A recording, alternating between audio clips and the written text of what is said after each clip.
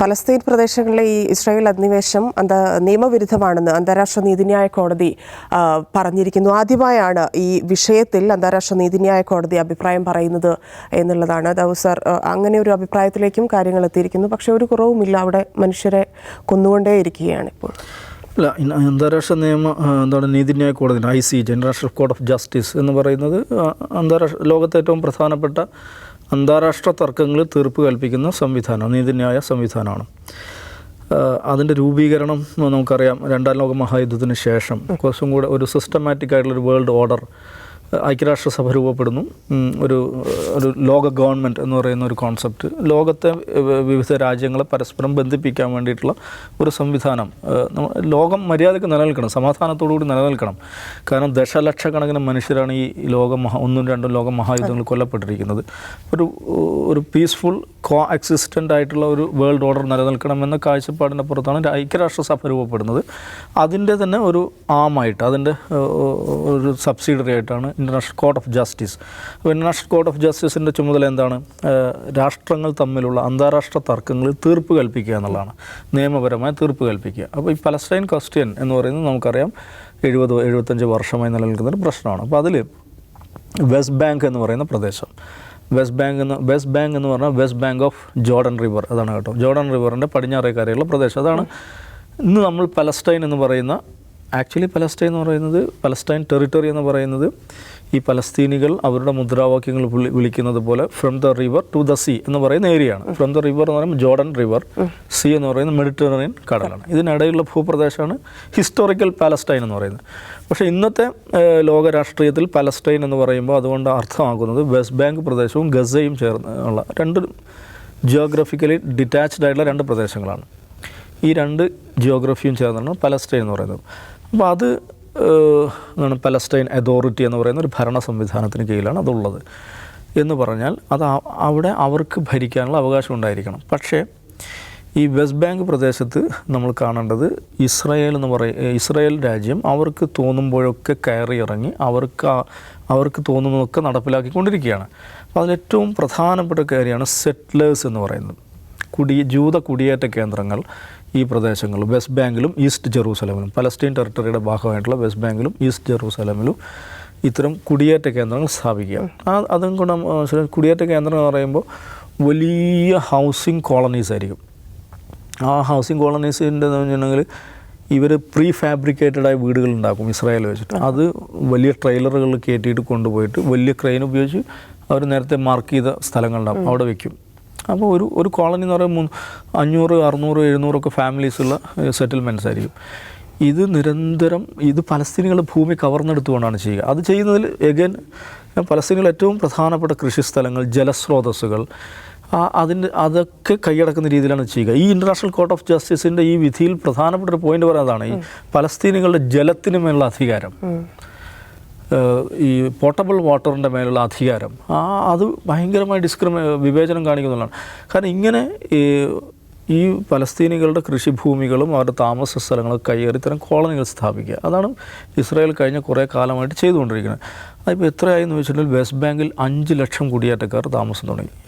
East ജെറൂസലമിൽ 2.2 ലാക്സായി അത് മാറിക്കഴിഞ്ഞു. 2,20,000 എന്ന് പറയുമ്പോൾ ഈസ്റ്റ് ജെറൂസലമിലെ മൊത്തം ജനസംഖ്യയുടെ 39% അത് മാറിക്കഴിഞ്ഞു. എന്ന് പറഞ്ഞാൽ അവരുടെ പ്ലാൻ എന്താണെന്ന് ചോദിച്ചിട്ടുണ്ടെങ്കിൽ ഈ പലസ്തീൻ പ്രദേശങ്ങളിൽ ഒരു ഡെമോഗ്രാഫിക്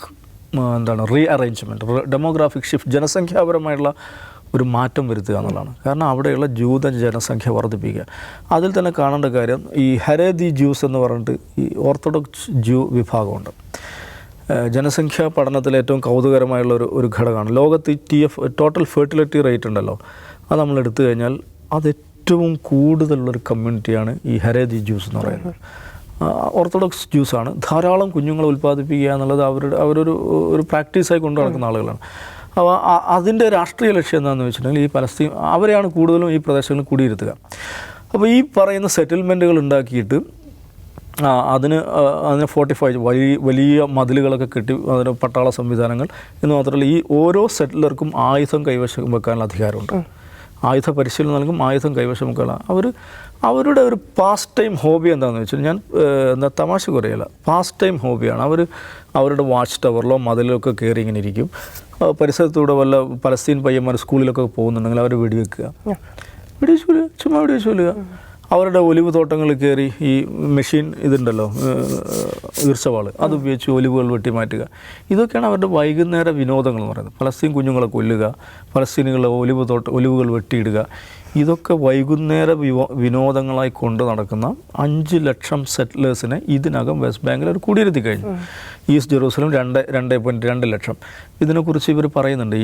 അപ്പോൾ ഒക്യുപ്പേഷൻ എന്ന് പറയുന്നത് അത് ഒക്യുപ്പേഷൻ ലീഗലി കുറഞ്ഞ സമയത്തേക്കാണെങ്കിൽ ലീഗലി വാലിഡായ, അന്താരാഷ്ട്ര നിയമപ്രകാരം ലീഗലി വാലിഡ് എന്ന് പറയുമ്പോൾ ലീഗലി അത് ഡിഫൈൻഡ് ആയിട്ടുള്ള ചില സന്ദർഭങ്ങളുണ്ട്. എന്നാണ് ഒരു രാജ്യത്തെ സംബന്ധിച്ചിടത്തോളം അവരുടെ സെക്യൂരിറ്റി അണ്ടർ ത്രെറ്റ്, ഭീഷണിയിലാകുക എന്ന് വിചാരിക്കും. ആ സമയത്ത് അവർക്ക് ഒക്യുപ്പേഷൻ നടത്തേണ്ടി വരും. ആ ഒരു ഒക്യുപ്പേഷൻ അല്ല ഇപ്പോൾ പലസ്തീനിൽ നടക്കുന്നത്. ഒക്യുപ്പേഷൻ ഹാസ് ബിക്കം അനക്സേഷൻ എന്നാണ് ഇതിൽ പറയുന്നത്. അപ്പോൾ ICJയുടെ ഈ വിധിയിൽ 2 പാർട്ടുണ്ട്. ഒന്ന് റൂളിംഗ് ആണ്, മറ്റൊന്ന് അഡ്വൈസറിയാണ്. ഈ റൂളിംഗ് പാർട്ടിൽ ഇത് ഒക്യുപ്പേഷൻ ഇല്ലീഗൽ ഒക്യുപ്പേഷനാണ്, അത് പ്രാക്ടിക്കലി അനക്സേഷനായി മാറിക്കഴിഞ്ഞിരിക്കുന്നു എന്ന് മാത്രമല്ല അതേക്കാൾ ഗുരുതരമായ 2 വാക്കുകൾ അതിൽ പ്രയോഗിക്കുന്നുണ്ട്. ഒന്ന്, ഇസ്രായേൽ നടത്തിക്കൊണ്ടിരിക്കുന്നത് സെഗ്രിഗേഷനാണ്. സെഗ്രിഗേഷൻ വേർതിരിവ്. എങ്ങനെയാണത് വേർതിരിവ് എന്നറിയാം? ആ പ്രദേശങ്ങളിൽ സഞ്ചരിച്ചാൽ മനസ്സിലാവും, പലസ്തീനി കാറുകൾക്ക് കയറാൻ പാടില്ലാത്ത റോഡുകളുണ്ടാവും. പലസ്തീനി കാറുകൾക്ക് ഡ്രൈവ് ചെയ്യാൻ നിയമപരമായ അനുവാദമില്ലാത്ത റോഡുകൾ കാണും. പലസ്തീനികൾക്ക് പോകാനാവാത്ത റോഡുകളുണ്ടാകും. അവിടെ ഇപ്പോൾ ധന്യക്ക് സാധാരണഗതിയിൽ അരമണിക്കൂർ കൊണ്ടെത്തേണ്ട സ്ഥലത്ത് ഈ റോഡിലൂടെ പോയി കഴിഞ്ഞാൽ 1.5 മണിക്കൂർ എടുക്കും. അത് ചുറ്റി വളഞ്ഞു പോകുന്ന റോഡുകളായിരിക്കും. അതിൽ കണ്ടമാനം ചെക്ക് പോസ്റ്റുകളുണ്ടാവും. ഈ ചെക്ക് പോസ്റ്റുകളിൽ കാത്തു കിടന്ന് ചെക്ക് പോസ്റ്റുകളിൽ പ്രസവിച്ച കുഞ്ഞുങ്ങളുള്ള നഗരമാണിതെന്ന് മനസ്സിലാക്കണം. കാരണം ഗർഭിണികൾ ചെക്ക് പോസ്റ്റിൽ കാത്തു കിടക്കുന്നു. അപ്പോൾ ID കാർഡിൽ ദർവീഷിൻ്റെ കവിത തന്നെ ഉണ്ട് അതേക്കുറിച്ച്. എന്താണ് ഈ പ്ലേസ് ഓഫ് ബർത്ത് എവിടെയാണ്? ചെക്ക് പോസ്റ്റ് എന്നെഴുതി വെച്ച ആളുകളുണ്ട് അവിടെ. അപ്പോൾ ഇങ്ങനെ പലസ്തീനികളുടെ ജീവിതത്തെ സെഗ്രിഗേറ്റ് ചെയ്യുകയാണ്. അത് ദാറ്റ് എമൗണ്ട്സ് ടു അപ്പാത്തീഡ്. അത് അപ്പാത്തീഡ് എന്ന് പറഞ്ഞാൽ നിരോധിക്കപ്പെട്ട കാര്യമാണ്. നമുക്കറിയാം, നെൽസൺ മണ്ടേല നടത്തിയ സമരം, അതിനെ ലോകം പിന്തുണച്ചത്.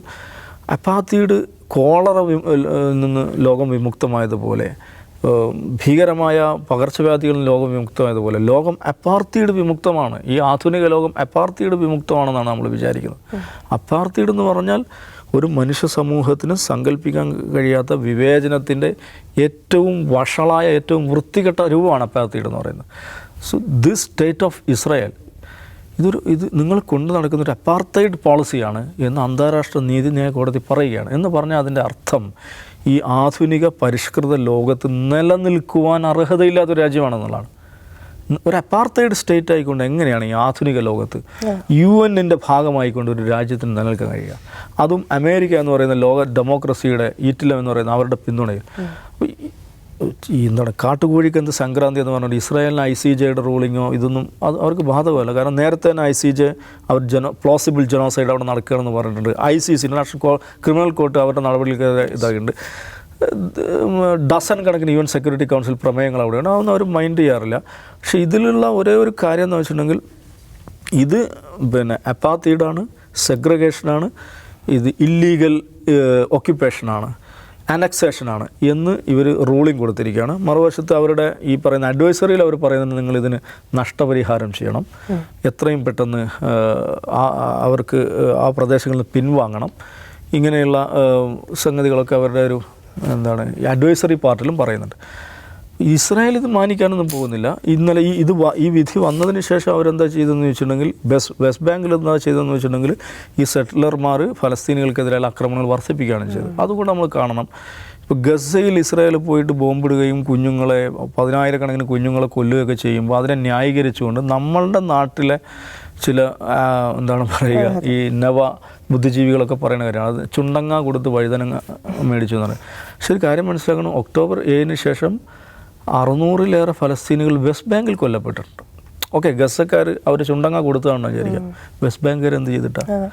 ഈ 600-ലേറെ ആളുകൾ കൊല്ലപ്പെട്ടതിൽ 124 കുഞ്ഞുങ്ങളാണ്. 8,800 ആളുകളെ വെസ്റ്റ് ബാങ്കിൽ നിന്ന് പിടിച്ചുകൊണ്ടുപോയി ജയിലിലിട്ടിട്ടുണ്ട്. 100 കണക്കിന് വീടുകൾ തകർത്തിട്ടുണ്ട്.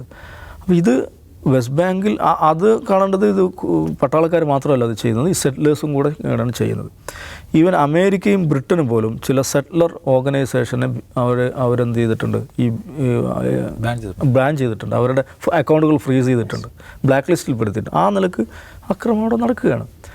അപ്പോൾ അവരെ സംബന്ധിച്ചിടത്തോളം വിധി ഉണ്ടായി എന്നുള്ളത് അവരെ ഇതിൽ നിന്ന് തടയാനൊന്നും പോകുന്നില്ല. പക്ഷേ അന്താരാഷ്ട്ര തലത്തിൽ ഈ ഡിപ്ലോമാറ്റിക് ഏരിയയിൽ അവർക്കൊരു സെറ്റ് ബാക്കാണത്. ഇപ്പം ഒരു രാജ്യത്ത് ഇപ്പോൾ ബ്രിട്ടനിലാകട്ടെ, ഫ്രാൻസിലാവട്ടെ, ഈവൻ അമേരിക്കയിലാവട്ടെ, അവിടെയുള്ള ഒരു പൗരസംഘടനയ്ക്ക് വേണമെങ്കിൽ കോടതിയെ സമീപിക്കാം.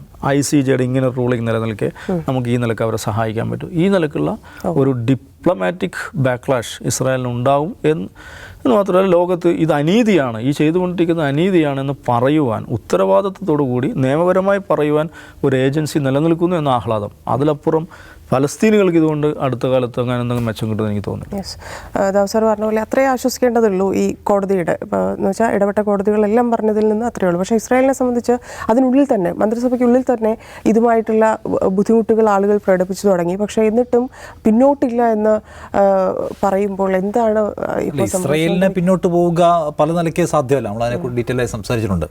അപ്പോൾ എനിക്ക് തോന്നുന്ന ഒരു കാര്യം, ഇപ്പം ഒക്ടോബർ 7-ന് ഫലസ്തീനിലെ ഒരു പ്രതിരോധ സംഘടന നടത്തിയ ആക്രമണം ഒരു നിലയ്ക്കുള്ള പ്രകോപനവും ഇല്ലാതെ അനാവശ്യമായി ഉണ്ടാക്കിയ ഒരു യുദ്ധം ഉണ്ടാക്കലായിരുന്നു. അത് നിരപരാധികളെ ആക്രമിക്കലായിരുന്നു. അത് പാടില്ലാത്തതായിരുന്നു എന്ന് വിചാരിക്കുന്ന നിഷ്കളങ്കരായ ഒരുപാട് മനുഷ്യർ ഇവിടെ ഉണ്ട്. അപ്പോൾ അവരുടെ മുമ്പിലേക്കാണ് ഈ റിപ്പോർട്ട് വരുന്നത്. എന്ന് വെച്ചാൽ ഒക്ടോബർ 7-നല്ല ഫലസ്തീൻ്റെ പ്രശ്നം തുടങ്ങുന്നത് എന്നും, ഫലസ്തീനികളെ സംബന്ധിച്ച് ലോകത്ത് എന്തെല്ലാം സംവിധാനങ്ങളുണ്ടെങ്കിലും അവരുടെ അതിജീവനത്തെ ഇസ്രായേൽ ബുദ്ധിമുട്ടിച്ചുകൊണ്ടിരിക്കുകയാണെന്നും, അവരുടെ വീട്ടിൽ കയറി അവരുടെ വീടുകളിൽ നിന്ന് ഒഴിപ്പിക്കുകയോ വെടിവെച്ച് കൊല്ലുകയോ ചെയ്തുകൊണ്ടിരിക്കുകയാണെന്നും, അതിന് നിവൃത്തിയില്ലാതെ അവർക്ക് പ്രതികരിക്കേണ്ടി വന്നിരിക്കുകയാണെന്നും മനസ്സിലാക്കാൻ ഈ റിപ്പോർട്ട് ഉപകാരപ്പെടും. കാരണം അധിനിവേശം, അങ്ങനത്തെ ഭയാനകമായ അധിനിവേശം അവരുടെ ലാൻഡിൽ നടത്തിക്കൊണ്ടിരിക്കുകയാണ്. പിന്നെ അവരെന്ത് ചെയ്യണമായിരുന്നു എന്ന ചോദ്യത്തിനുള്ള ആൻസർ എനിക്ക് തോന്നുന്നു കുറച്ചുകൂടി ക്ലാരിറ്റി വന്നിരിക്കുന്നു ഈ റിപ്പോർട്ട് പുറത്തുനിന്ന്. കാരണം ICJ, അന്താരാഷ്ട്ര നീതിന്യായ കോടതി പറയാണ് ഫലസ്തീനോട് ദ്രോഹം ചെയ്തുകൊണ്ടേയിരിക്കുകയാണ് എന്ന്. അപ്പോൾ എന്തുകൊണ്ട് ഒക്ടോബർ 7 ഉണ്ടായി എന്ന് ആലോചിക്കുന്നവർക്ക് കൂടുതൽ കൺഫ്യൂഷൻ ഇല്ലാതെ വളരെ പെട്ടെന്ന് ഈ ICJയുടെ റൂളിങ്ങിനകത്ത് ഇതിൻ്റെ ഉത്തരങ്ങൾ ഫൈൻഡ് ചെയ്യാൻ പറ്റുമെന്നാണ് എനിക്ക് തോന്നുന്ന ഒരു കാര്യം. അതിനപ്പുറം ICJക്ക് ചെയ്യാൻ എന്തെങ്കിലും അതിൻ്റെ ഒരു പവർ തന്നെ നമുക്കറിയാവുന്ന പോലെ ഇപ്പം യുക്രൈനിൽ റഷ്യ നടത്തുന്ന ആക്രമണവുമായി ബന്ധപ്പെട്ട് ICJ റൂളിംഗ് ഉണ്ട്. പക്ഷേ റഷ്യ അത് നിരാകരിക്കുകയാണ് ചെയ്തത്. ഞങ്ങളങ്ങനെ നിങ്ങൾ ഉദ്ദേശിക്കുന്ന പോലെ അല്ലാന്ന്. ഇവിടെ നെതന്യാഹു പറഞ്ഞ ഞങ്ങളുടെ സ്വന്തം ലാൻഡാണ്, ഇതൊരു ജൂത ഭൂമിയാണ്, ഇസ്രായേലിൻ്റെ ലാൻഡാണ്, അവിടെ ഞങ്ങൾ നടത്തുന്ന കുടിയിരിക്കലുകളെ നിങ്ങൾ കുടിയേറ്റങ്ങളായിട്ട് അല്ലെങ്കിൽ കടന്നാക്രമണമായിട്ട് നിങ്ങൾക്ക് വ്യാഖ്യാനിക്കാൻ പറ്റില്ല. അതുകൊണ്ട് ഞങ്ങൾ ഒരു നിലയ്ക്ക് ഇതിന് അംഗീകരിക്കാൻ പോകുന്നില്ല. ഇത് വൺ സൈഡഡ് ആണ് എന്നാണ് അവർ ആൻറ്റിസെമിറ്റിക് ആണ്, നിങ്ങൾക്ക് ഈ ജൂത വിരോധത്തിൻ്റെ അടിസ്ഥാനത്തിൽ ഉണ്ടായിട്ടുള്ള ഒന്നാണ് എന്ന് സ്ഥാപിക്കുകയും ആരും മുന്നോട്ട് പോവുകയും ചെയ്യാണ്. അപ്പോൾ ഐക്യരാഷ്ട്രസഭ തന്നെ പ്രമേയം പാസ്സാക്കിയിരുന്നു, രക്ഷാസമിതി പ്രമേയം പാസ്സാക്കിയിട്ടുണ്ട്, ICJയുടെ ഇതിന് മുമ്പുള്ള അഡ്വൈസറി ആൻഡ് റൂളിംഗ് വന്നിട്ടുണ്ട്. അല്ലെങ്കിൽ തന്നെ ഇപ്പോൾ നടത്തിക്കൊണ്ടിരിക്കുന്ന ഇതിനു മുമ്പ് ഇപ്പോൾ നടത്തിക്കൊണ്ടിരിക്കുന്നതുമായ എല്ലാ തരത്തിലുള്ള കയ്യേറ്റങ്ങളും അധിനിവേശങ്ങളും ഐക്യരാഷ്ട്രസഭയുടെ നിയമങ്ങൾക്ക് വിരുദ്ധമായ ഒന്നാണ്. സ്വാഭാവികമായ പ്രതിരോധത്തിനും പ്രത്യാക്രമണത്തിനും ഫലസ്തീനികൾക്ക് നിയമപരമായ അവകാശം കൊടുക്കുന്ന തരത്തിലാണ് ഇപ്പോൾ നടന്നുകൊണ്ടിരിക്കുന്ന അധിനിവേശം.